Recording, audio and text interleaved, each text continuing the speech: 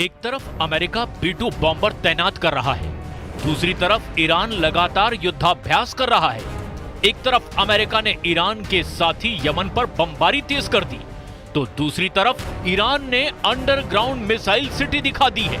इन सब के बीच ओमान में अमेरिका और ईरान की बातचीत के क्या मायने हैं? क्या परमाणु युद्ध रोकने के लिए ट्रंप का दांव उल्टा पड़ने जा रहा है? और वो खुद चाहते हैं कि दांव ऐसा पड़े कि ईरान आह करने के लायक ना रहे। एक तरफ अली खामनेई हैं और दूसरी तरफ डोनाल्ड ट्रंप और साथ में बेंयामिन नेतन्याहू। बात ईरान और अमेरिका में हो रही है, मुद्दे कई हैं, लेकिन फैसला एक होगा। क्या समझौता होगा? क्या आगे की वार्ता होगी? क्या नई धमकियां मिलेंगी? क्या कोई सरेंडर करेगा? क्या बातचीत फेल होगी? या फिर अब युद्ध होगा जिसे रोकना आसान नहीं होगा? पश्चिम एशिया का फैसला करने वाला ये चक्का बार बार घूम रहा है और फैसला सिर्फ और सिर्फ युद्ध की तरफ इशारा कर रहा है।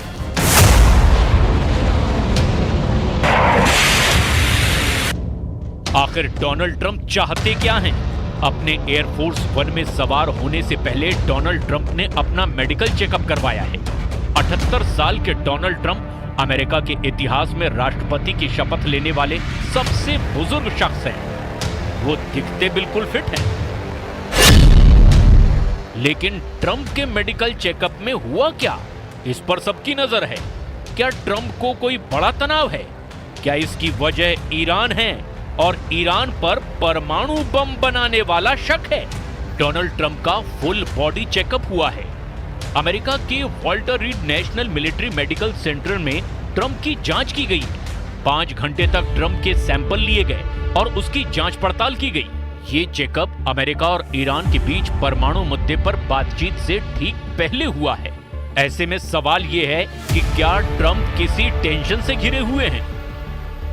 इस टेस्ट के बाद डोनाल्ड ट्रंप वीकेंड मनाने फ्लोरिडा के लिए निकल पड़े, लेकिन एयरफोर्स वन में उन्होंने बताया कि फुल बॉडी चेकअप में क्या हुआ।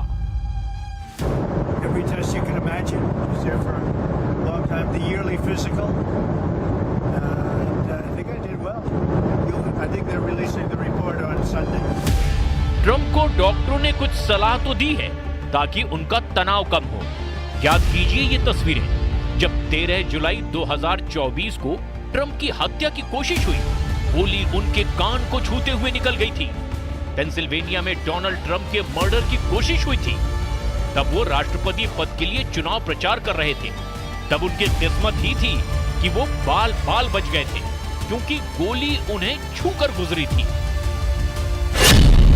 तब से अब डोनाल्ड ट्रंप ने पहली बार अस्पताल में इतना वक्त गुजारा है। दूसरी बार राष्ट्रपति बनने के बाद ये डोनाल्ड ट्रंप का पहला फुल बॉडी चेकअप है। लेकिन इस बार उनके तनाव की वजह कोई शूटर नहीं, बल्कि ईरान और उसका परमाणु कार्यक्रम बनता जा रहा है। ओमान में ईरान और अमेरिका के बीच परमाणु कार्यक्रम पर बातचीत से सिर्फ डोनाल्ड ट्रंप ही नहीं, पूरी दुनिया तनाव में है, क्योंकि ट्रंप बता चुके हैं कि बातचीत फेल हुई तो ईरान पर हमला जरूर होगा। ما با به هر حال جدیت لازم شرکت کردیم. نیت ما رسیدن به یک توافق منصفانه و شرافتمندانه هست از موضع برابر و اگر طرف مقابل هم از همین موضع وارد شده باشه انشالله شانسی برای یک تفاهم اولیه که منجر به یک مسیر مذاکراتی بشه وجود خواهد. इस वक्त इजराइल को डराने वाली खबर यह है कि ट्रंप के पश्चिम एशिया के लिए प्रतिनिधि स्टीव विटकॉफ ईरान पर नर्म नजर आ रहे हैं। इन दोनों खबरों में बताया गया कि अमेरिका परमाणु समझौते के लिए ईरान की ज्यादातर शर्त मान सकता है, जबकि इजराइल चाहता है कि सिर्फ परमाणु बम ही नहीं, हर परमाणु गतिविधि बंद होनी चाहिए।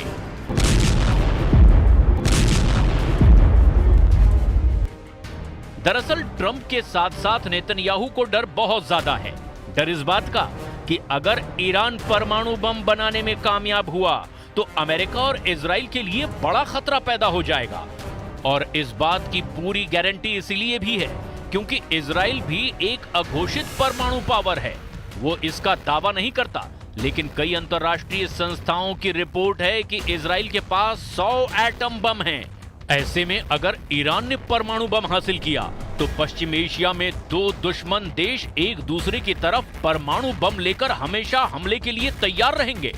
ट्रंप को इस बात की टेंशन बहुत ज्यादा है। ट्रंप की टीम भी इस बात को जानती है कि ओमान में बहुत कुछ दांव पर है। ओमान में अमेरिका और ईरान की बातचीत फेल हुई तो युद्ध का खतरा बढ़ जाएगा। बातचीत फेल हुई तो अमेरिका और इजराइल मिलकर ईरान पर बड़े हमले के लिए तैयार होंगे और ऐसे हालात में ईरान ने अगर काउंटर अटैक किया तो इजराइल के साथ साथ खाड़ी में अमेरिका के मिलिट्री अड्डे भी चलेंगे। Well, I have spoken to both the president and also his national security team who will be engaged in these discussions. These will be direct talks with the Iranians, and I want to make that very clear. I also spoke to the president just last night about his goal when it comes to Iran, and he has reiterated repeatedly to all of you publicly and also privately to his team here at the White House, his ultimate goal and the ultimate objective is to ensure that Iran can never obtain a nuclear weapon.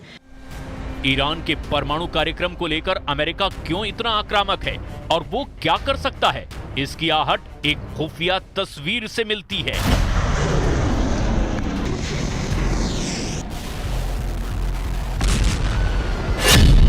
2 अप्रैल की satellite तस्वीर जरा देखिए। Diogo Garcia base पर America ने 6 B-2 stealth बम वर्षक तैनात कर दिए। यहां पहले 3 विमान थे, ट्रंप ने 3 और भेज दिए। सवाल यह है कि ईरान और यमन पर स्टेल्थ वाली बमबारी के लिए क्या ट्रंप का बड़ा मिशन तैयार हो चुका है? क्या ट्रंप इस बात का इंतजार कर रहे हैं कि अगर बातचीत फेल हुई तो इन विमानों को लॉन्च कर दिया जाएगा? अमेरिका का B-2 बम देखकर ईरान भी बहुत गुस्से में है, इसमें कोई शक नहीं। ये वो बॉम्बर विमान है जिसने लीबिया, अफगानिस्तान और इराक में ऑपरेशन अंजाम दिए हैं।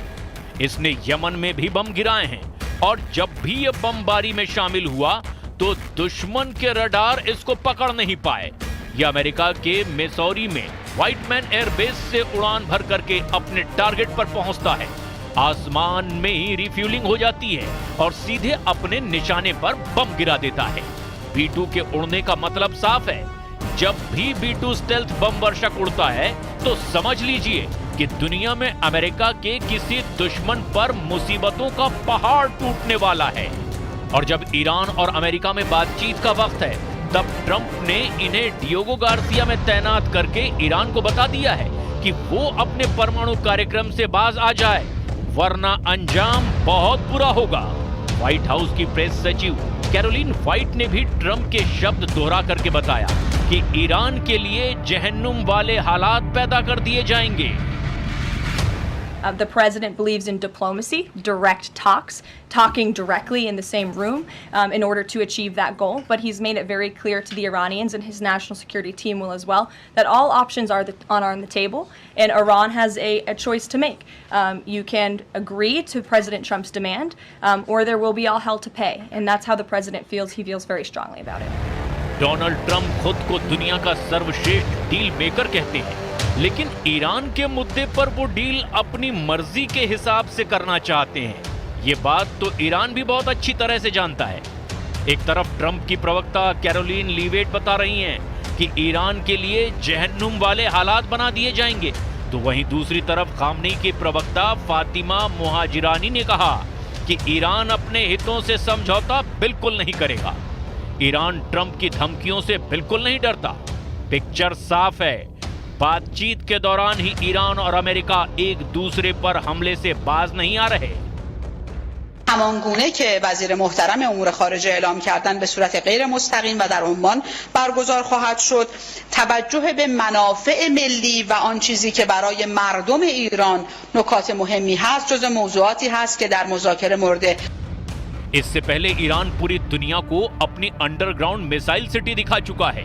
ये जमीन के सैकड़ों फुट नीचे ऐसी मिसाइल सिटी है जहां पर 10, 20, 100 नहीं, हजारों मिसाइलें हमेशा फायर के लिए तैयार रखी गई हैं। इन मिसाइलों में ईरान की इमाद मिसाइल भी है, सेजिल मिसाइल है, खैबर शिकन, हज कासिम जैसी बहुत ही खतरनाक मिसाइल शामिल हैं। ऐसी कई मिसाइल हैं जो ईरान इजराइल पर फायर कर चुका है। ईरान एक बार फिर बता रहा है कि उसके परमाणु अड्डों को टारगेट करने की कोशिश की गई तो ये मिसाइल और ड्रोन हजारों की तादाद में फायर कर दिए जाएंगे। इनके टारगेट पर इजराइल और अमेरिका के अड्डे होंगे जिन्हें ईरान जलाकर राख कर देगा। همه بدانند مواضع ما همون مواضعی است که بود. دشمنی آمریکا و رژیم صهیونیستی هم همونی است که بود. تهدید میکنن که شرارت خواهند کرد. البته اگر खामनेई और उनके जनरल बार बार अमेरिका को बता रहे हैं कि खाड़ी में अमेरिका का कोई भी अड्डा सुरक्षित नहीं है, ना ही वो ईरान की मिसाइल और ड्रोन रेंज से बाहर हैं। लेकिन इस वक्त परमाणु समझौते की राह में डोनाल्ड ट्रंप और अली खामनेई का गुस्सा भी रिकॉर्ड तोड़ रहा है। ट्रंप भी बता चुके हैं कि ईरान पर हमले की नौबत आई तो पहला हमला इजराइल करेगा, अमेरिका उसके साथ खड़ा होगा। With Iran, if it requires military, we're going to have military. Israel will obviously be very much involved in that. He'll be the leader of that. But nobody leads us. We do what we want to do. Trump की air strike वाली धमकी के पीछे B-2 bomber वाला विश्वास कहा जा रहा है। ये ऐसा बमबाज है जो दुनिया का सबसे बड़ा बंकर बस्टर बम फायर करता है। B-2 को दुनिया के सबसे बड़े बम GBU-57 से लैस किया जा सकता है। ये बम जब गिरता है तो जमीन में 60 मीटर गहराई में जाकर धमाका करता है। सतह से 60 मीटर नीचे तबाही का मतलब है इतनी गहराई में कुछ भी नहीं बचेगा। B-2 का ये बम इसकी पूरी गारंटी देता है। ऐसे बम गहराई में छुपे दुश्मन को मार डालते हैं। ये पाताल तक पहुंचकर ऐसा ब्लास्ट करते हैं कि टारगेट के बचने की उम्मीद पूरी तरह से खत्म हो जाती है। इसी भरोसे के साथ डोनाल्ड ट्रंप ने B-2 को डिएगो गार्सिया भेजा है, जिनके निशाने पर ईरान के परमाणु ठिकाने ही होंगे।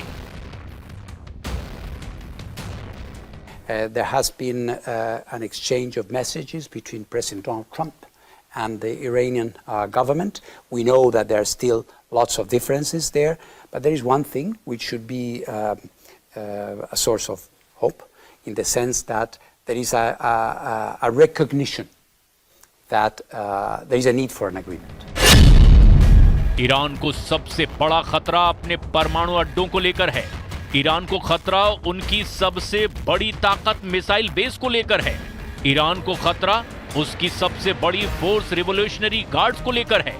ईरान को खतरा उसके तेल के ठिकानों को लेकर भी है, जिस पर इजराइल की नजर गड़ी हुई है। ये चारों ताकत इस वक्त अमेरिका और इजराइल के टारगेट पर हैं। ईरान के पास अरब सागर में इस वक्त अमेरिका के समुद्री बेड़े एक्टिव हैं। रात भर उड़ान भरी जा रही है। फाइटर जेट, टोही विमान, सभी एयरक्राफ्ट कैरियर से टेक ऑफ कर रहे हैं।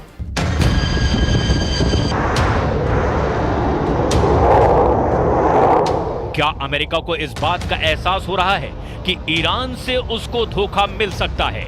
अमेरिका की नौसेना और उसके फाइटर जेट लगातार एक्टिव हैं। जाहिर है इजराइल और ईरान के बीच तनाव बहुत ज्यादा है, और इस बीच ईरान के परमाणु कार्यक्रम वाली खबर ने अब युद्ध के खतरे को बुलंदियों पर पहुंचा दिया है।